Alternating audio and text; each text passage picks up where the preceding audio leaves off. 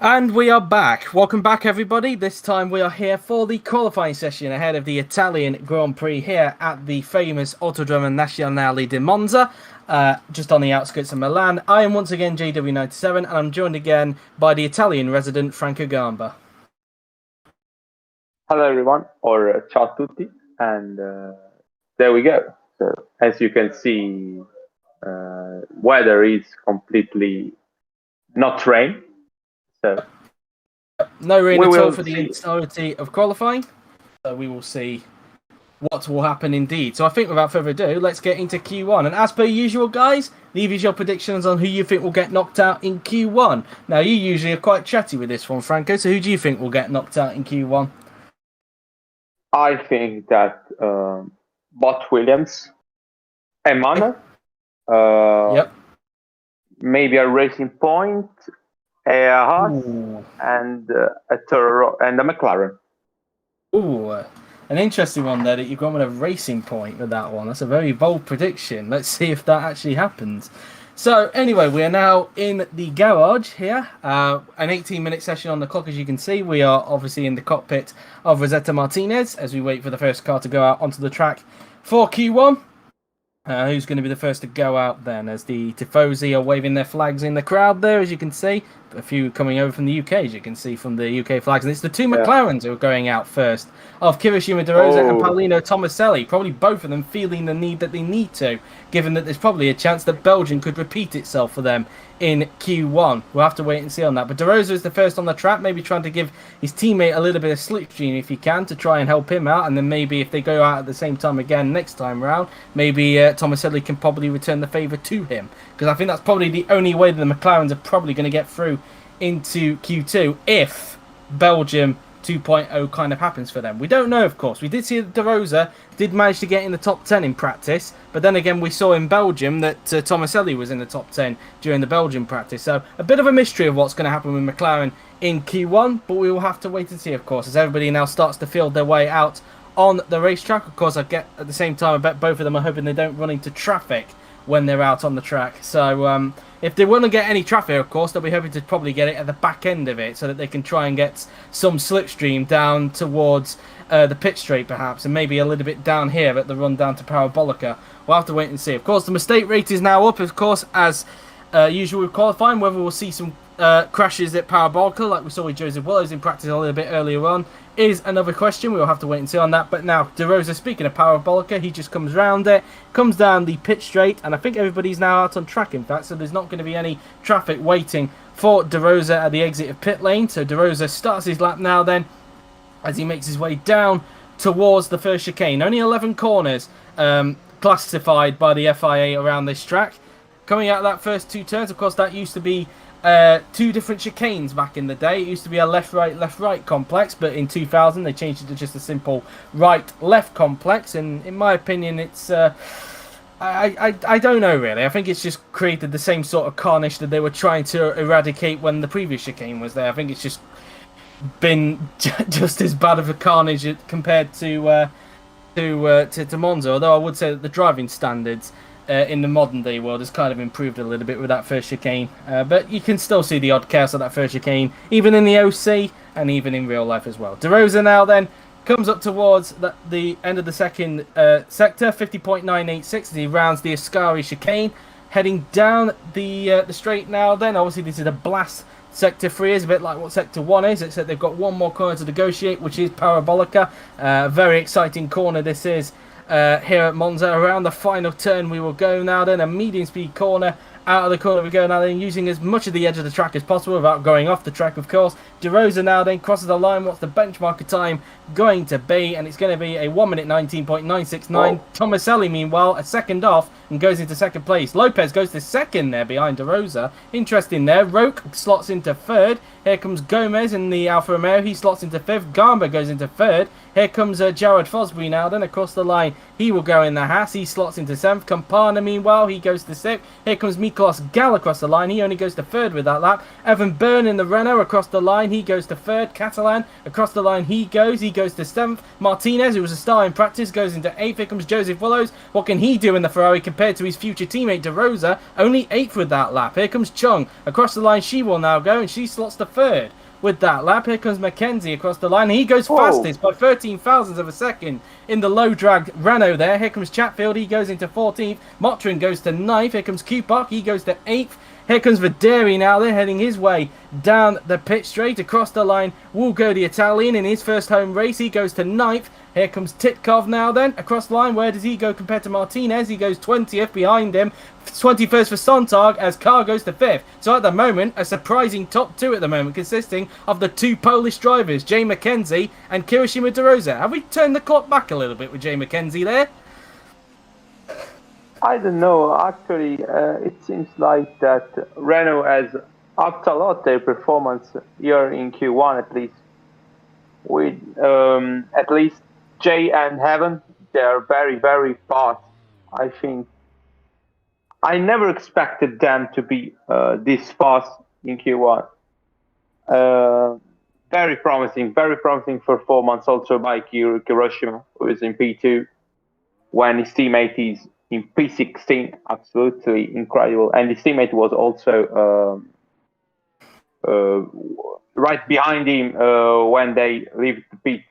So, yeah, unbelievable lap by Hiroshima.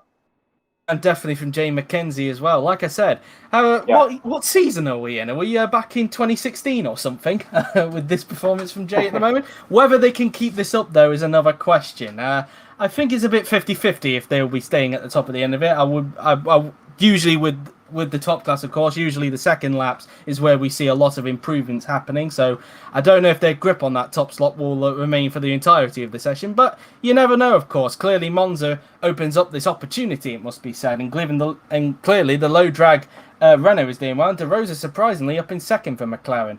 In the bottom 6, though, we haven't got a McLaren in the bottom 6, and speaking of De Rosa, he's going back out onto the track, but in the bottom 6 at the moment, though, we've got Campana, Chatfield, Gomez, Fosbury, Titkov, and Sontag. Surprisingly, we've got 2 Hasses in the drop zone, and we expected them to be a lot more quicker in this session.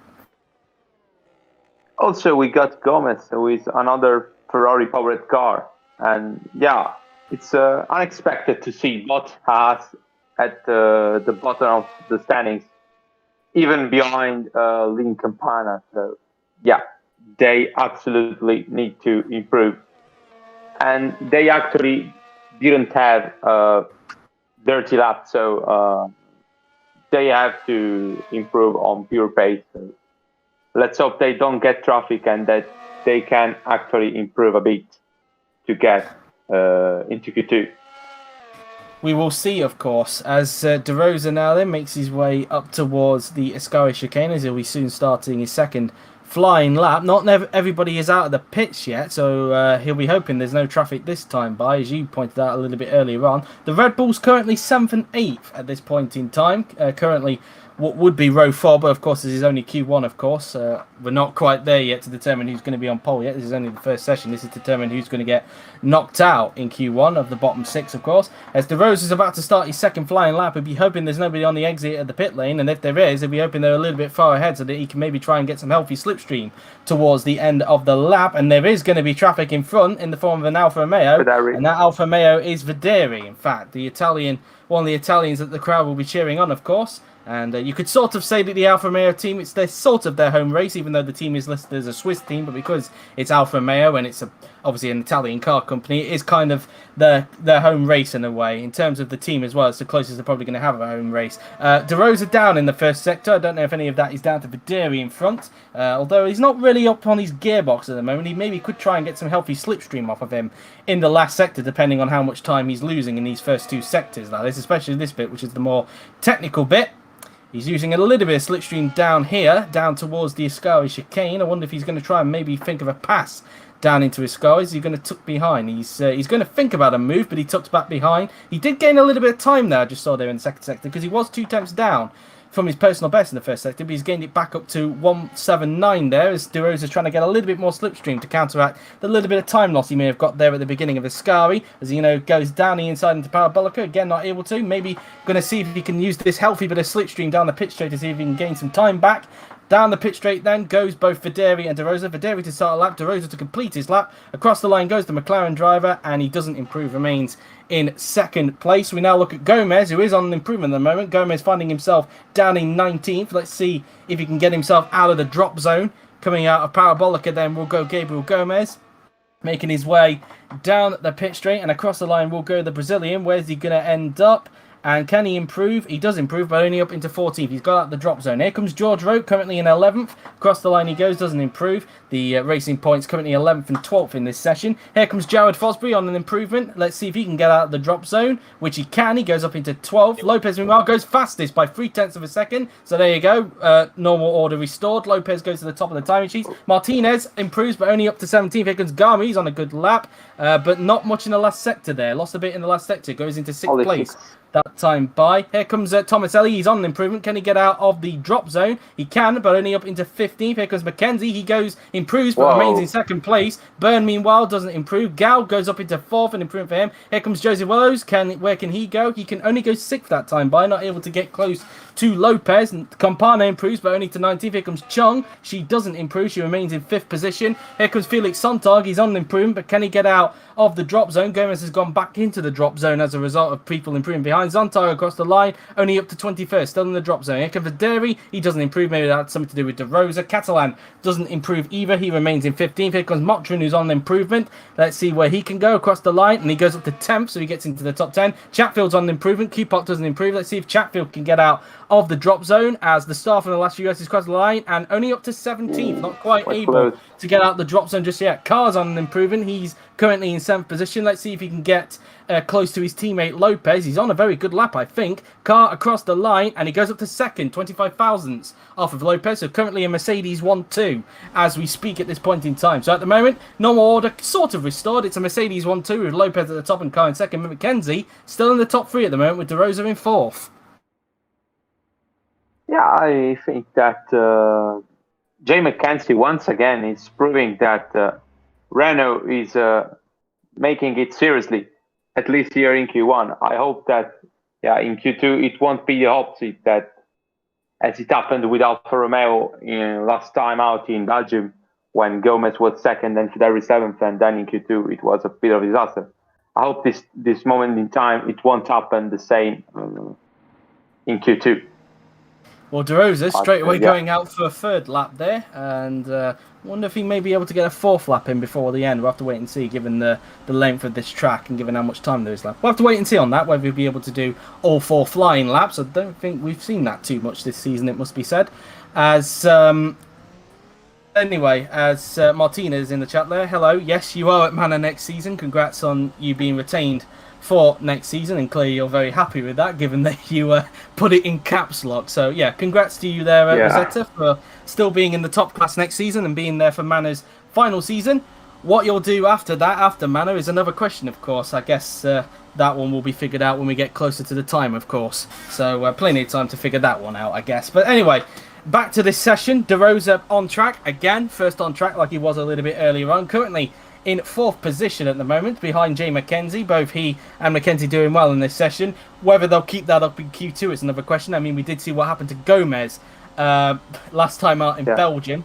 That's one thing to bear in mind. I've also noticed as well that Catalan and Tomaselli have set an identical time as well, in 15th position.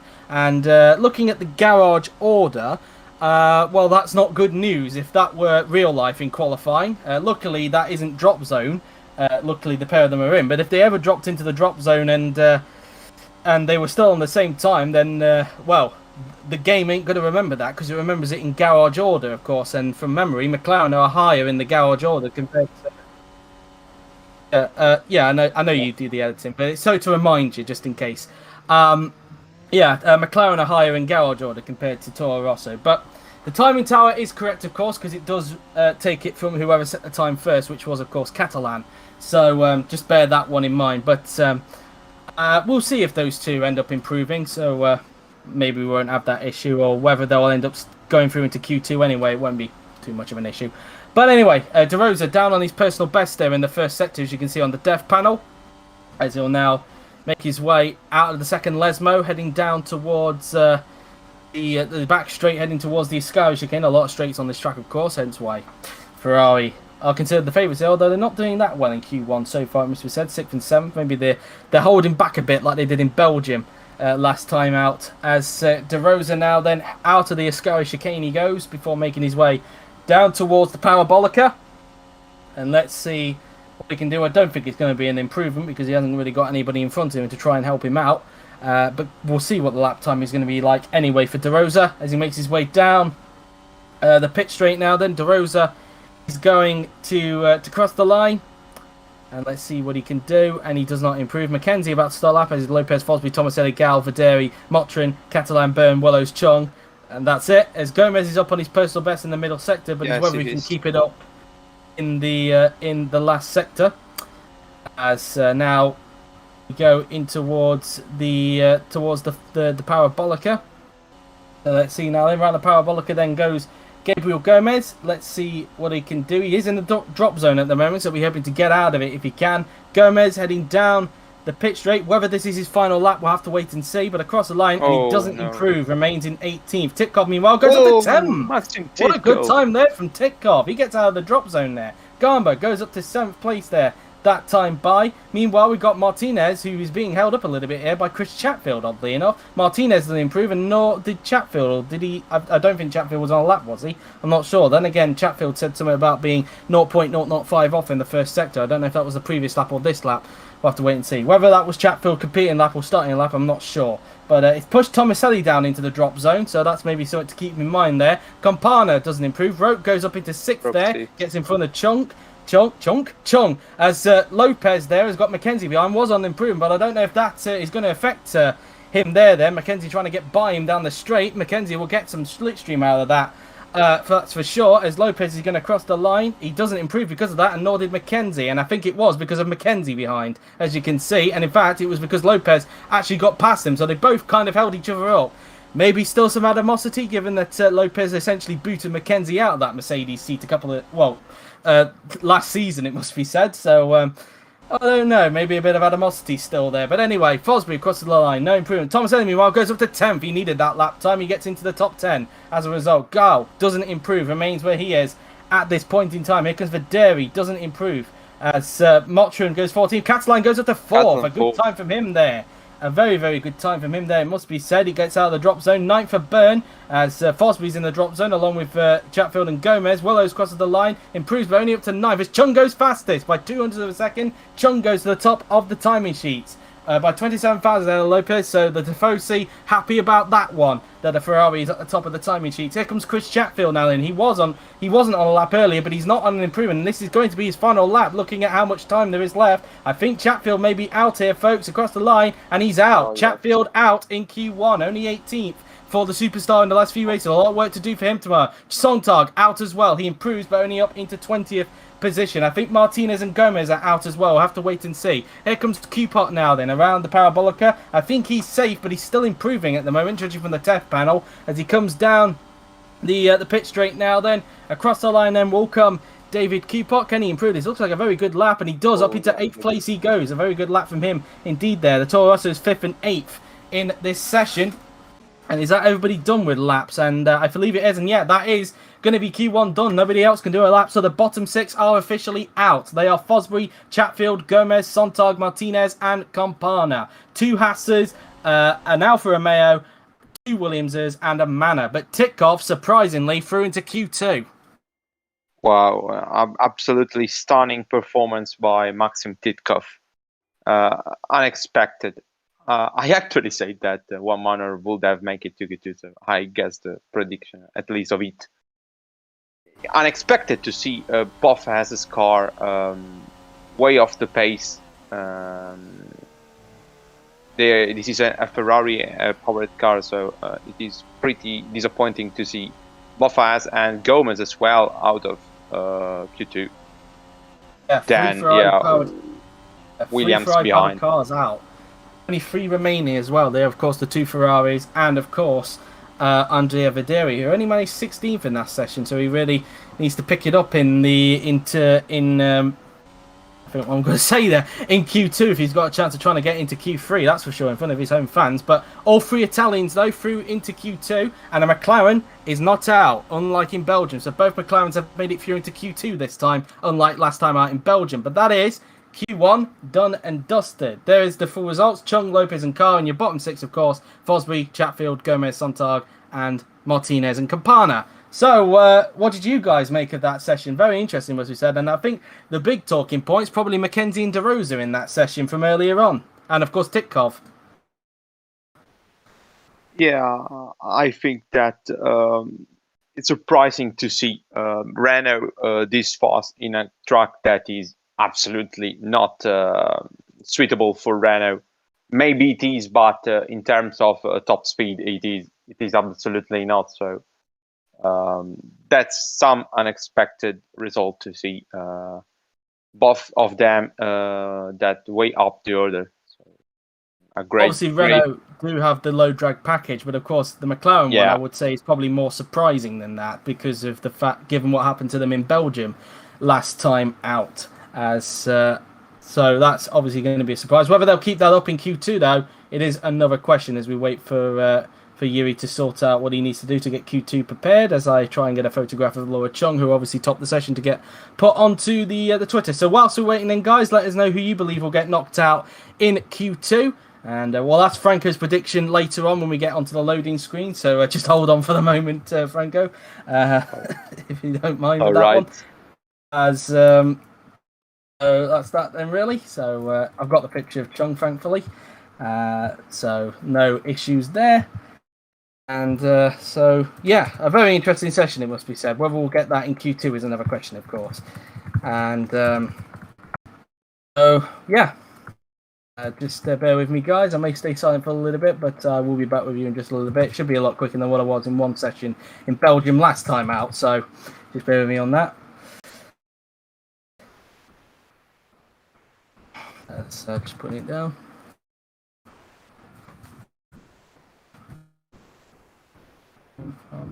Lopez and then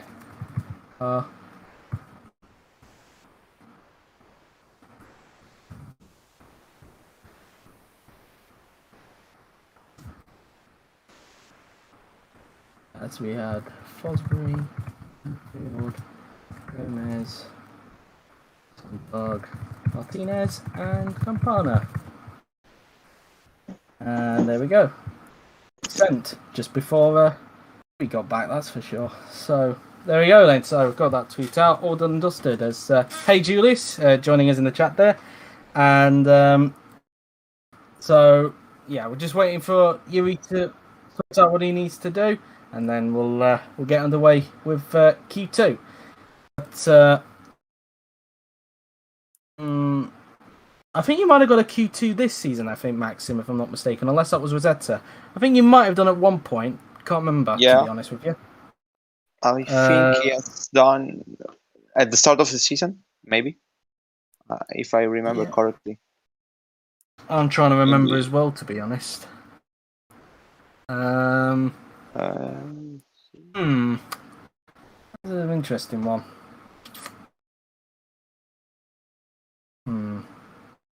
Anyway, as we will get the stream back up soon, because I know you've already got it on the screen. There we go. And so, yeah, here we go then for Q2. I think without further ado, we might as well get underway. So, what's your predictions then of who you think will get knocked out in Q2 then, Franco? Yeah, I think that obviously Maxim has done it for Q2 and it is a miracle already. So I think Maxim, a Toro Rosso of Federi, and a Racing Point, right, and a Renault and a McLaren. Yeah, let's get that bold. Oh, okay. So a lot of variety with that one. Dennis says in the chat, both McLarens, Roland, both Toro Rossos, and Maxim out in Q2. So it's obviously going to be an interesting one because Monza clearly is throwing up various results in this one. But we are now here in the garage in Q2 looking at Maxim Titkov. No, you're not. Your eyes are not deceiving you. That is a manor in Q2. Max and Titkov did make it into Q2 as we've got a Renault out on track, and it's Evan Byrne who's going to be the first on the track for Q2. So he's going to be the one who's going to set the benchmarker time for us. And he goes out onto the racetrack now then. And out on the track then goes Evan Byrne, as he's also joined by Kirishima DeRosa, who will be... I don't think he's right behind him, in fact, so I don't think DeRosa is going to get too much slipstream off of Evan Byrne, that's for sure. But they're all now coming out of the pit lane, as you can see from the graphic on the left-hand side there, which shows you who's come out onto the racetrack. One of them including Franco Gamba, of course, he's out there. Joseph Willows has just come out onto the track for Ferrari. And Franco Lopez, the championship leader, he's also out on the track now. And yeah, we'll see everybody in this session. Of course, unlike Q1, where because 22 cars, sometimes for some reason Grand Prix 4 leaves one car behind for the second laps, bit like with GP2 as well. Not the case with 16 cars. That ain't going to be the case for Q2 and Q3. So anyway, Evan Byrne now then makes his way towards the Ascari chicane, as he will be starting his first lap of Q2 very, very soon, as he makes his way through these very quick Ascari chicane before heading towards Parabolica. And let's see what he can do then on his first flying lap. And so now heading through Parabolica, and let's see what he can do then, heading down the pit straight. And now let's see what Evan Byrne can do, as he will start his lap roundabout, because it's not that line, unlike in real life, it's this line. Here we go then. So Evan Byrne starts his lap, as does DeRosa, just a couple of seconds behind him. In towards the first few turns then goes Byrne, using all the curb, as much of the curb as possible, just to try and get as much time as he can, and obviously for the best apex and exit of the corner. Here, through Curva Grande we go. Let's see what Byrne's first sector time is going to be. It's just before this second chicane right here. Let's see what his first sector is like. A 25.310 there for Evan Byrne. Through the second chicane he goes, using all the curb on the outside there. That just used to be one quick chicane and then a little straight before the Les moves, but when they obviously altered the first corner, they also altered that chicane as well, which gave it a little bit of a curve on the exit there. So yeah, it's one of those changes that not really that many people talk about, to be honest with you. It does have an impact on the Grand Prix series, on Grand Prix 3, that's for sure, between the original Grand Prix 3 and Grand Prix 3 2000. It did make an impact with that chicane, because there used to be quite a lot of chaos with that old second chicane. But anyway, we just passed the second sector there. Byrne did a 51.162 that time by in the second sector, and there's already Lopez is beating him in the second sector there, along with Gamba. And I believe also DeRosa as well, so one to keep an eye on as well. Here comes Byrne then, heading down the pit straight, as let's see what the lap time is going to be then for the Irishman. Across the line he will go, and it is a 1 minute 20.084, not as quick as DeRosa's first lap from Q1, but DeRosa loses time in the last sector, only goes second that time by. Tomaselli goes to third, Lopez goes to the top, here comes Gamba, he goes to the top by 300ths of a second with a 1:19.571. Here comes George Rote across the line, and he goes into sixth, not a good time from him there. Here comes Motrin, his teammate, across the line, only sixth for him that time by. Willows goes to third, maybe used a little bit of slipstream there from Roland Motrin. Here is Laura Chung, can she get to the top of the timing sheets in the Ferrari? Across the line she will now go, and she goes only second, 16 thousandths off of Gamba. Here comes Carr, across the line, goes only seventh that time by. Videri then goes seventh himself, so upping it up a bit from Q1. Here comes Jay McKenzie, one of the stars of Q1, but let's see if he can keep it up that time by. McKenzie crosses the line, only 12th that time by, so not at the moment he doesn't. Gal goes into fifth. Here comes Matteo Catalan in the Toro Rosso, one of the Italians, his first home Grand Prix, and maybe the only one for a while. Here comes Titkov. Kupop went to seventh there, and Titkov only goes 16th. So at the moment, Gamba at the top, with Chung in second and Lopez in third. And yeah, so Videri looks like he stepped it up a bit, but Carr just on the cusp there, as you can say. Just 6,000 of a second ahead of Catalan. So yeah, if Car have absolutely to improve ASAP, and I think he will. It's so surprising to see now Mackenzie dropping down in 15th. Yeah, it's absolutely also incredible to see the Racing Point out in Q2. Both cars, I think that I thought that at least one of the cars would have made it. The session is still long, but it's strange to see both of them on the 7th row currently. So I expect them to be higher than that. Yeah, also, Tomaselli 12th when DeRosa is 8th. So yeah. he's not that far off. He can still easily improve on that. But interestingly enough, obviously Gamba so far has set the fastest time that we've seen today here at Monza, and oddly enough, only by 1,000th. Just going to point that out because Laura Chung's Q1 time was a 1:19.572. Wow. And as you can see, Gamba a 1:19.571, only a thousandth quicker than Chung's Q1 time there. So not much there in between the two of them that time by. But Maybe anyway, in Q3 it will be another 1,000 faster. Who knows? we'll see. But anyway, Evan Byrne now then coming back out onto the track, currently in 6th position at the moment. So, and I've only just noticed as well that he and Q-Puck have actually set the same time. And this time around, though, I can say that Byrne would actually still be ahead, even without the little glitch, because of course Renault are higher garage than Toro Rosso. But like that matters anyway, because this isn't the fight for pole position, nor the pair of them in the drop zone. They're currently 6th and 7th at this point in time.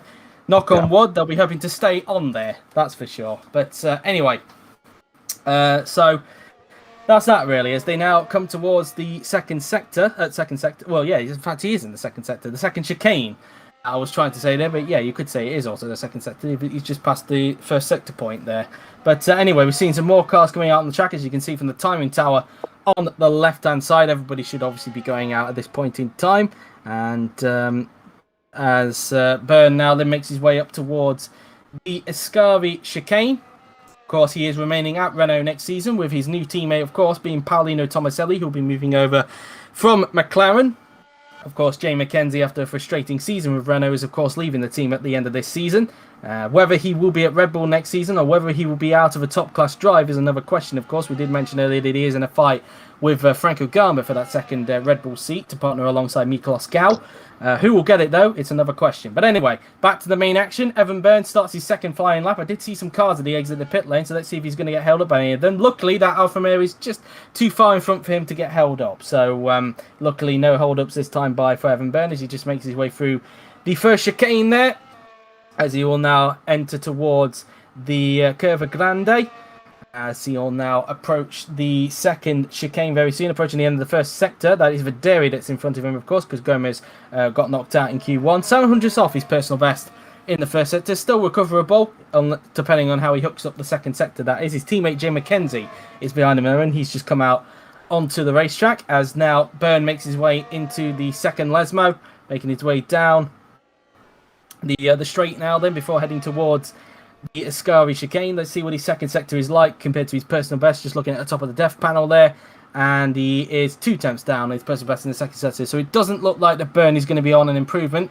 But he could prove me wrong unless he pulls some kind of miracle off in the last sector. He's too far back to try and get Videri to see if he can get any form of slipstream, I think, there. So I think we're looking at a non-improvement here from Evan Byrne.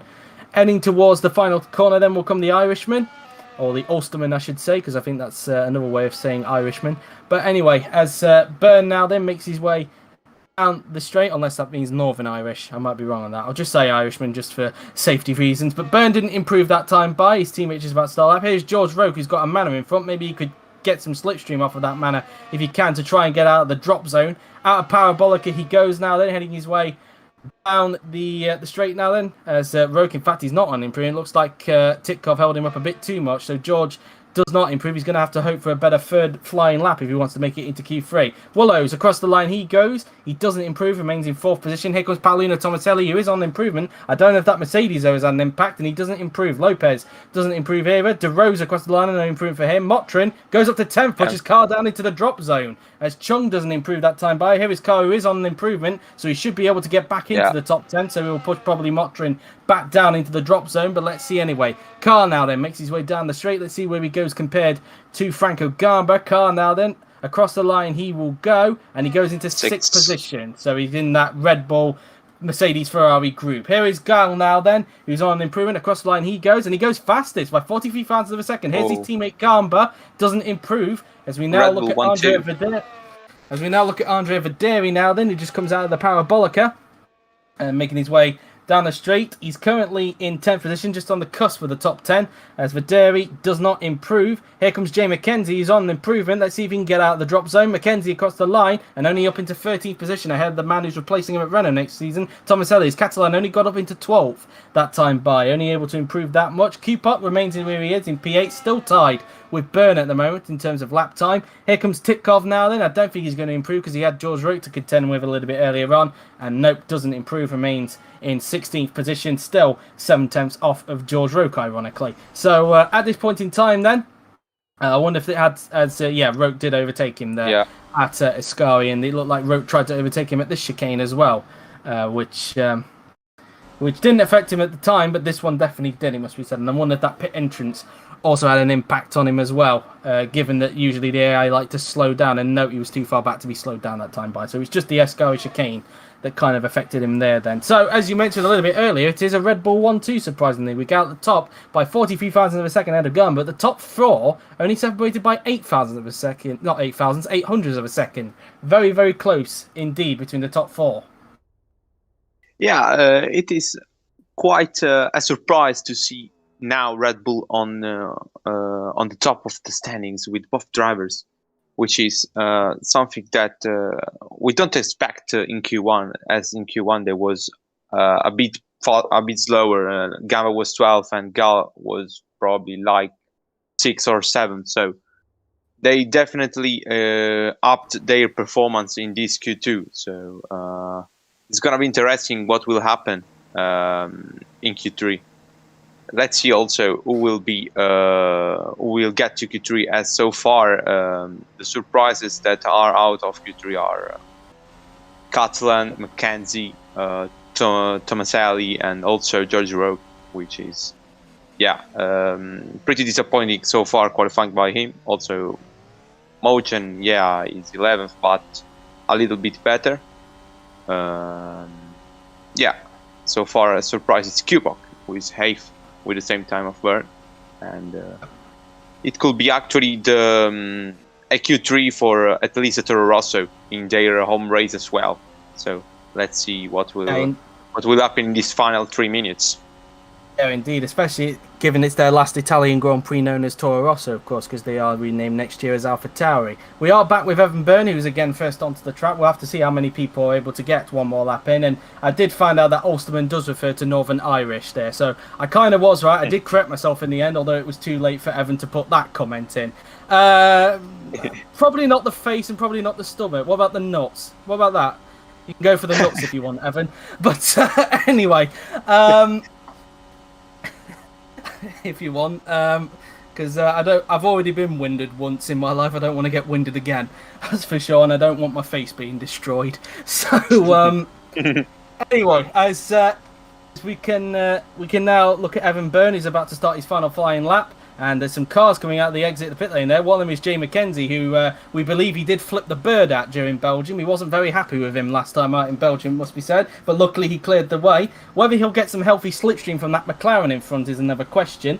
Not really sure which McLaren it is, because both of them are out on track. So as we see the seconds tick down, is anybody going to get left behind and not be able to do one final flying lap? Catalan and Titkov need to get out, and Bernie's up on Gal in the first sector. So whether he can keep that up in the second sector, though, another question. But Bernie's up on Gal in the first sector. Let's see what the second sector is like first. He might have just been able to grab that little bit of slipstream off the McLaren in front, but we'll have to wait and see. Heading down this back straight now, then let's see what the second sector is like. Let's see if he can still keep that up. It's going to be a bit of a task, but let's see if Byrne can keep that up compared to Gal. His second sector, and he's 2 tenths down on Gal, but still 2 tenths up on his personal best. So let's see. He could get himself into the top 6. We'll have to wait and see on that. As the seconds tick down, Titkov hasn't gone out, so Titkov is officially out. I don't know if Catalan made it out. I wasn't able to quite catch it there. I didn't quite catch if Catalan went out before the one. Was he? Okay, so 5 of them are able to try and see if they can get themselves into Q3, but Titkov won't. So Titkov is officially out. He will start in 16th for tomorrow's race. Here comes Byrne, and across the line he goes. He doesn't improve. He lost time in the last sector, so he remains in 7th position. As we now look at Roque, this is his last chance to get himself into Q3. He is improving on his personal best, so let's see if he can keep it up in the last sector. Roque Down the pit straight he goes. Across the line goes George Roke, and only 13th. No. He is out. So George Roke is out. Meantime, Willows is improving, but he's got Catalan in front of him. And Catalan, of course, he's starting a lap very soon. It's his last chance to get into Q3. Willows at the moment struggling to find a way by on Catalan, but he is still up. Let's see if this Slipstream is still going to help him out to improve upon that 5th place. He's trying to get on the inside of Catalan. Should be able to get by him with the Ferrari engine, or will he? If he's able to get the overlap, that is. Willows across the line, can he improve? He does, but still remains in 5th position. We look at Motrin, who's down on his personal best. So at the moment, it looks like both racing points at the moment are going to be out in Q2. But let's see if Motrin can see if he can try and pull something off in that last sector, as he'll now make his way down the pit straight now then. As across the line now then goes Roland Motrin, and he does not improve he's out with that one. So Motrin is officially out. Tomaselli, though, is up on his personal best. This is his last chance to get himself into Q big improvements as well. Maybe a big improvement here for Tomaselli. As you see his head shaking about there. It shows how hard he's working in that cockpit. Tomaselli across the line, and he makes it. 6th position. Tomaselli gets up into 6th. He pushes Videri into the drop zone. Here comes Laura Chung across the line, and she doesn't improve. Lopez doesn't improve, and Mackenzie's had a woeful lap.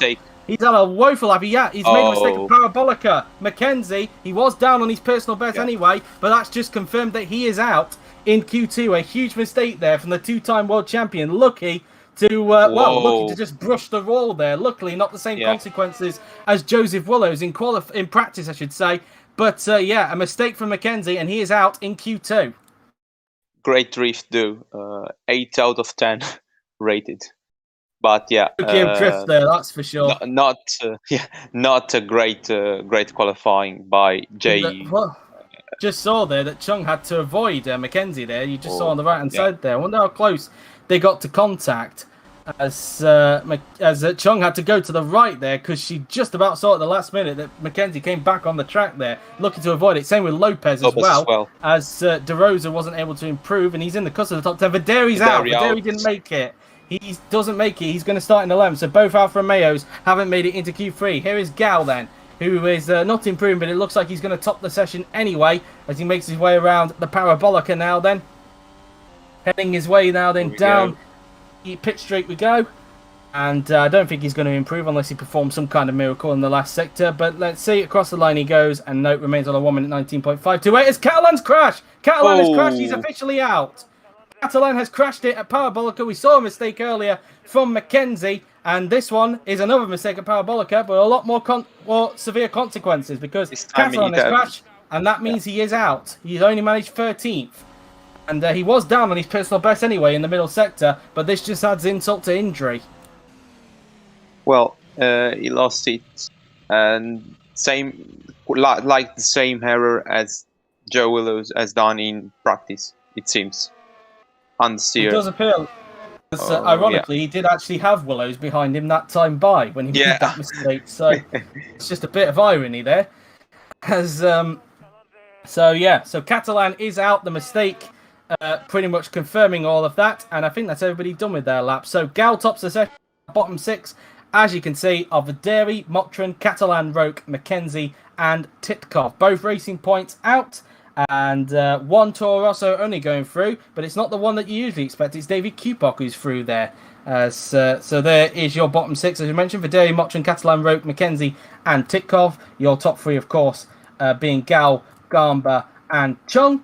And that's that then. So we will now wait for Q3 to begin. But what was your thoughts overall on that session, guys? And pretty much, I think some of the talking points there: Kupok making it into Q3. Yeah, for me as well, it was Kupok making into Q3, and absolutely a great performance. Also, Evan making into Q3 with a car that isn't that strong. Hang on a minute, George. Just hang on a minute, Franco. Does Franco Gamba not exist, George? Just want to point that one out to you.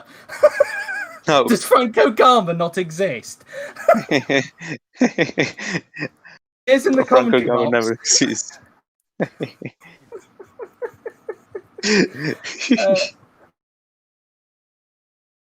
Oh dear. Anyway, man, George Roke is disrespecting me. I see. Disrespecting the Gamba Mafia. He's broking the Gambroke team. So George, the Gambrook team is not going to exist anymore now. I'm offended. Oh dear. Yeah. By the way, yeah, as for me as well, it was David Kupok to 3 after. Also, Kupok weakness is the qualifying. Last few qualifyings that he was like out in the last few qualifyings in Q1, and yeah, today he makes it to Q3. So great improvement for him, and for sure for tomorrow's race as well, it's going to be helpful to start in top 10. So let's see what we will see for tomorrow's race from him. Indeed, we'll have to wait and see on that. Sorry, I'm still a little bit flustered there. What happened with George? But yeah, I'm just typing out the tweet now on the Twitter whilst we wait for Yuri to set up Q3 for us for the final part, which he has done now because you've just got the notification in our ear. And from the little we did, I think. Oh no, we have. I'm on it. I heard 2 beeps there by accident, so that's that then. So yep, we'll be getting ready for Q3 very, very soon. Just finished off putting that tweet there. So I think without further ado, let's get into it. Leave your prediction on who you think will get pole and the rest of your top 10. Who are you going to go for, Franco? I think that Laura Chang can take the pole position here. I think it's going to be a red car on the first place.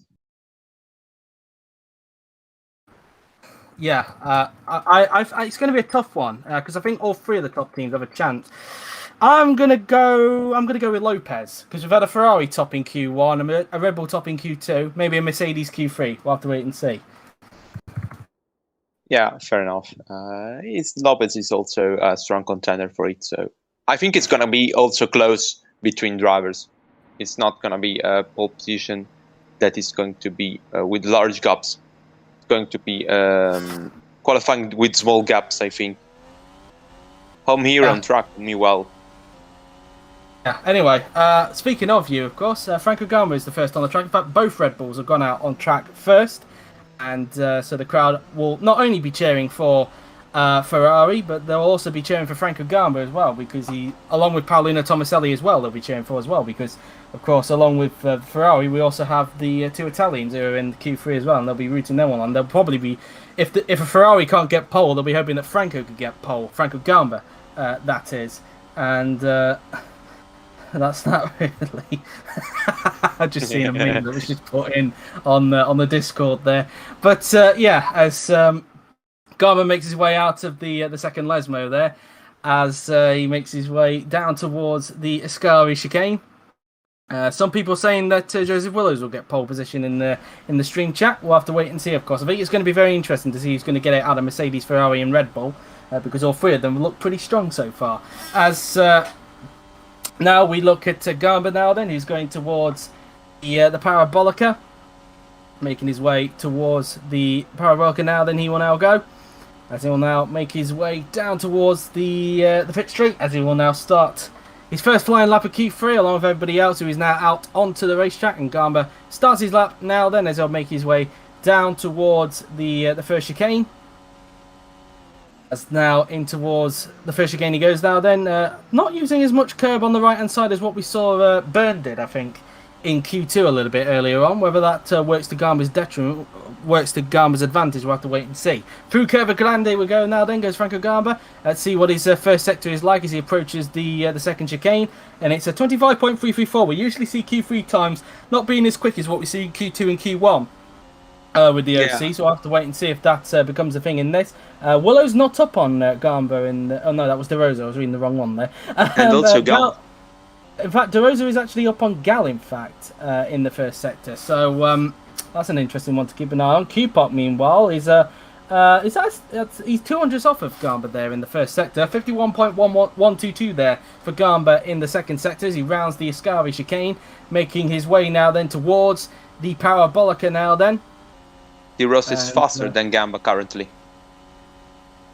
at that least from sector 2. In that sector, yeah. We'll have to wait and see what he does in the third sector, of course, because that's where the Renault engine seems to be at its weakest, unless you're in the Renault itself and you've got the low drag. But anyway, Garber now then, heading down the pit straight and across the line will go the Italian, and it's a 1 minute 20.316. Here comes Gal. Let's see what his last sector. 500 is off. He goes into second. De Rosa goes fastest by 0.2 of a second. So De Rosa was able to keep up that second sector pace that he showed. Here comes David Kupok now. Then across the line will go the Toro Rosso driver across the line, and he slots into third in between the two Red Bulls. Here comes Joseph Willows now. Then who's down on De Rosa. In fact, as you can see from the sector time. 3/10 down. Yeah, so De Rosa looks like he had a very strong lap. We'll have to see what everybody else is doing first, though, before we say anything about De Rosa. As Willows now then makes his way down the pit straight, as Willows now then will come across the line. Let's see what his third sector is like. And he slots into second as Lopez goes fastest by 0.2 of a second. A 1:19.881. Here comes Laura Chung. Oh, watch out for Laura Chung. Here comes Chung now then, down the pit straight. Can she go to the top? Across the line she goes. And yes, she does by 0.3 of a second. Here comes Evan Byrne across the line. And he goes into ninth. Here comes Amar Carr. This looks like a very strong lap from Carr. Across the line, he goes fastest by 0.05 of a second. So Carr now to the top of the timing sheet. So after those first laps, Carr at the top with Chung 500 behind in second. Lopez in third. But De Rosa fourth at the moment for McLaren. Unbelievable lap by Karmar Carr. Finally, he's got the read. Fastest lap of all the weekend so far, and we saw that he was pretty far previous sessions, but now he's proved that he has got it, and here it goes. Just 5,000 of a second ahead of Laura Chang, and unbelievable performance also by De Rosa, who is in fourth with a McLaren. Kupok seventh as well. It's impressive. It's disappointing to see both Red Bulls that way off the pace that they was in Q2 when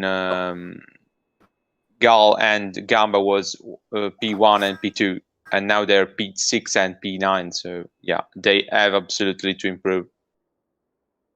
Yeah, indeed. Obviously, they've still got another lap. Usually the second laps, we do see a lot of improvements anyway. So we'll have to see if that's the case. As Kupok is in his garage at the moment, waiting to go out for a second time. Here is the man who currently at the top, Amar Carr, as he'll be wheeled back into his box. And so that's that really, and the Ferrari mechanics wheeling Chung back into her box at this point in time. Of course, Laura Chung, who of course is staying at Ferrari for next season, that was of course confirmed today. And as meantime, De Rosa going back out onto the racetrack, we just saw there. So De Rosa the first onto the racetrack again, and looking to see if he can improve a little bit more on that 1 minute 20.101. Whether he can keep that fourth place though is another question. Whether we'll see the Willows and the two Red Bulls able to improve, we will have to wait and see, of course, as De Rosa now then makes his way towards Curva Grande, and George has finally responded to that on Discord. By the way, quite funny one. Well, he's put there asking who we like to call the GIF man or the GIF man himself. Ray Hulbertel to put a GIF in for him. Anyway, as coming out of the second Lesmo, then we'll go.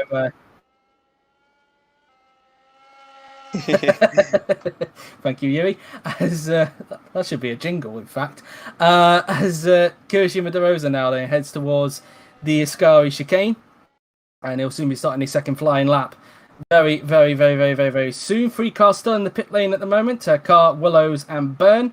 As one of them Carr now just comes out onto the track. As now De Rosa will come around Parabolica now then, as he'll soon start his second flying lap very, very soon here in Q3.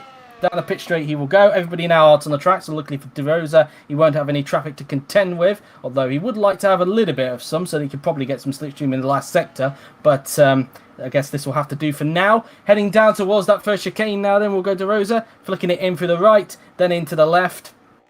Out of the corner we go now, then using all the curve on the outside, before heading towards the Curva Grande, and we'll have to see what his first sector is like compared to his personal best as the sparks come off the back of his McLaren there, scraping onto the ground. Let's see what his first sector is like, and he's 700ths off his personal best in the first sector, 0.2 down on Amar Carr in the first sector, heading towards the first Lesmo now then.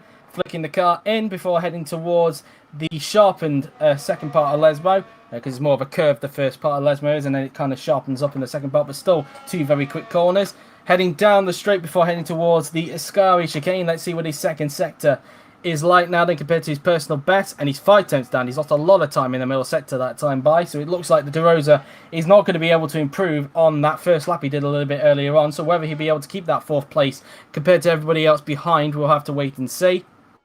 De Rosa now then towards Parabolic we go. One of the Red Bulls is right behind him on a lap, not sure which one it is. We'll have a look in a little bit when De Rosa finishes his lap. It's Gal, okay. So De Rosa now then heading down the pit straight and across the line will go the Polish driver. Can he find a miracle in the last sector? No, remains on the time. And it was Gal, you're correct. And Gal is on an improvement.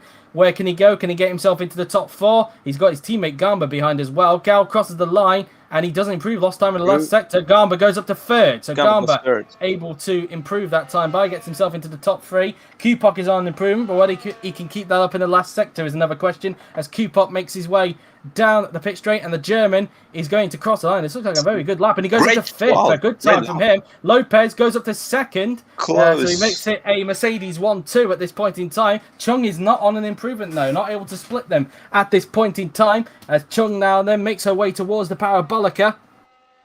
Let's see what she can do now then. Let's see if she can find some time in the last sector, trying to use the Ferrari engine to her advantage. Down the pit straight, and Laura Chung is going to cross the line. Can she find some time in the last sector? No, she can't. No. Remains in 3rd position. Tomaselli's on an improvement. He doesn't improve, remains in 8th. Here comes Armar Carr across the line, and only just not able to improve. Willows is on an improvement. What is Willows going to do now then? Down the pit straight and across the line will go Joseph Willows. What can he do? And he goes up into 5th position. Well, maybe stays, I'm not sure. As Byrne goes up to 8th with that time. So an improvement there then from the Irishman. And they are the second runs done. We'll have one more set of flying laps coming up very soon. But at the moment, Carr still at the top, leading a Mercedes 1-2 ahead of Lopez and Chong. Only 500ths covering the top 3 at the moment. Unbelievable how close it is between the top drivers. So far, it's surprising to see both Mercedes fastest. I expect to see 2 Ferraris at least in the top 3, but so far it's a different story. Also, 4th place for Franco Gamba in the Red Bulls, which is pretty impressive compared to his teammate, who is 10th currently, which is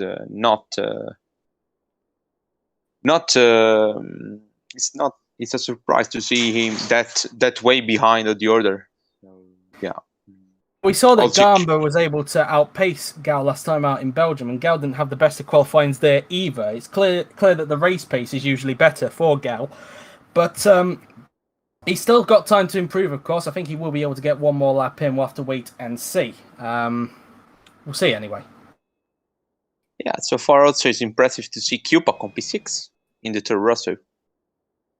Yeah, definitely. And whether he can keep that position now is another question, because, of course, we need to see if Gal is able to improve on his last lap. But still, looks like a very good qualifying at the moment for Kupok in Toro Rosso's home race. And he'll be hoping for some good luck tomorrow, that's for sure, because he hasn't really had that much this year, it must be said. Yeah, as Tomaselli his car being worked on the moment, as his teammate goes back out, because it looks like he's going to be the first to do the final lap as expected. So pretty much doing what he was doing the previous 2 laps, going out first. But this will be for the final lap of Q3 as he turns off the pit limiter to go out onto the racetrack. So out on the track he goes, and let's see. I would think that everybody will get a chance to go out and do one more lap, but you never know, of course. We'll have to wait and see as De Rosa exits the first chicane there. So he'll make his way towards the Curva Grande, and see if anybody else will join him on the track. Or there should be some more that joins him, and they will. Gal has come out onto the track. He'll have some clear air in front, so he'll look to try and see if he can improve on that 10th position. Maybe see if he can get close to teammate Gamba, if he's which is probably the best he could probably hope for at this point in time, unless he pulls a miracle on the last lap and somehow gets the pole position. We'll have to wait and see on that. Anything could happen in the OC, of course. Coming out the second lesbian, there goes De Rosa. Gamba's gone out onto the track, so both Red Bulls are out onto the racetrack. Gamba seeing if he can try an upset car. Lopez has gone out onto the track looking to see if he can do the same as well, given that he's only 11 thousandths off of car at this point in time. As everybody starts to filter out onto the racetrack now, then with just over 2 minutes to go in this session.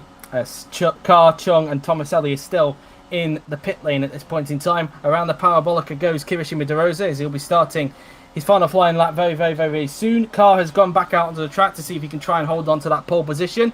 And it would only be his second one this season, of course, if he can keep that up, because he did have a pole position back at Baku, of course, so many races ago. So it would be only his second pole as a Mercedes driver if he's able to keep this up. As De Rosa, of course, is on a lap, just goes around the first chicane, as everybody is now out on the track, so everybody will get one more flying lap before this session comes to a close.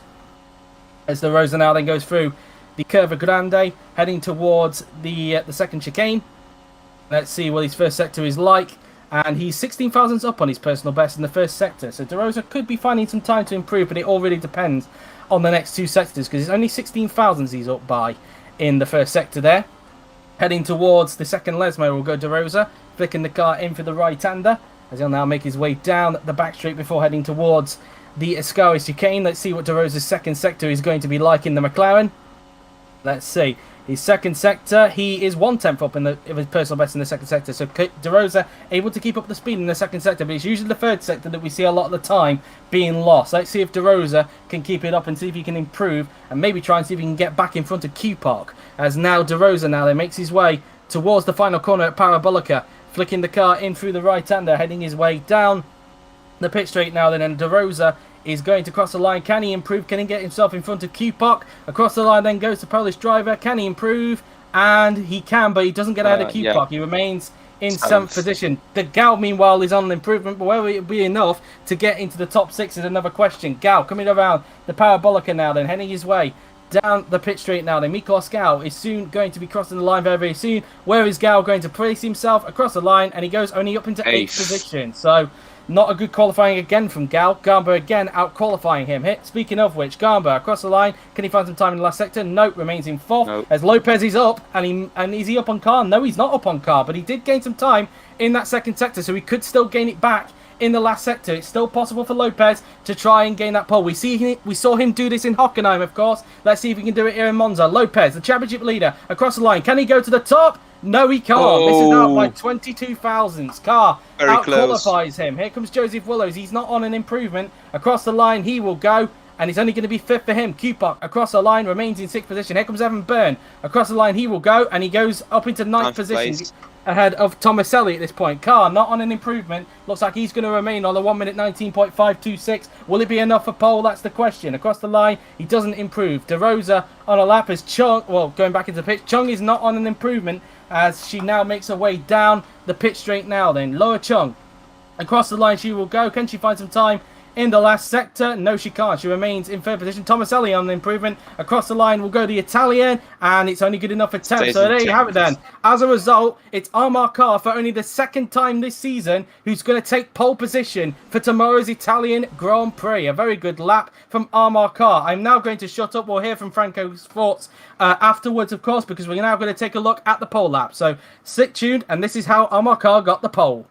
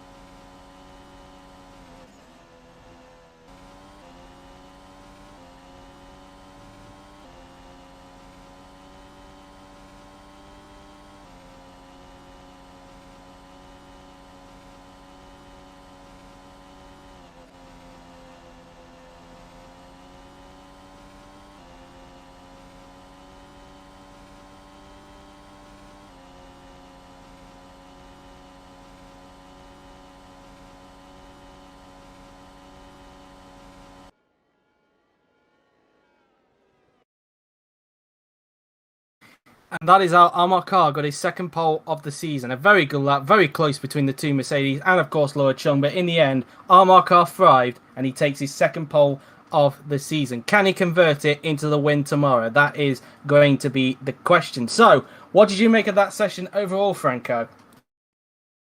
Very, very surprising. Mercedes has done an incredible qualifying, especially Amar Khan. After several races, he has gone back to the pole position, and it is incredible to think that it is only his second one across all the season.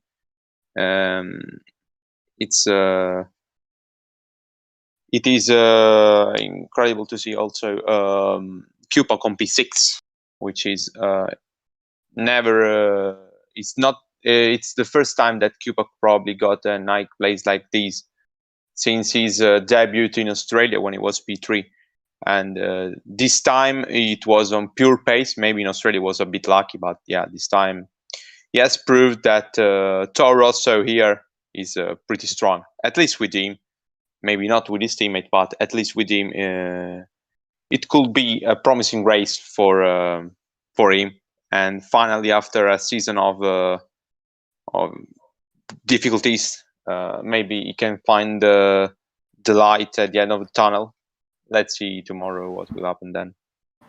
Yeah, indeed. Well, the top 10 as a recap, it's Amar Khan on pole with Franco Lopez in second, Laura Chung in third, Franco Gamba fourth, Josie Willis fifth, David Kupog in sixth, with Kirishima DeRosa in seventh, Mikol Scout eighth, Evan Byrne in ninth, and Paolino Tomaselli completing the top 10. Well, there you have it then. That has been the qualifying session here for the Italian Grand Prix. A very, very exciting one, it must be said. Whether the race will be exciting tomorrow as well, we'll have to wait and see. Of course, we don't commentate the race tomorrow because, of course, we let George do the commentary for the highlights. And you will be hearing his voice, I think, next week as well for when we return to the Korean Grand Prix for practice and qualifying, because he did say he was meant to do this one, but he couldn't do it. But he has said he'll try to do next week. So I think you'll hear George's voice next week. But, of course, we're not done with live streams for today because later on tonight at 7 p.m.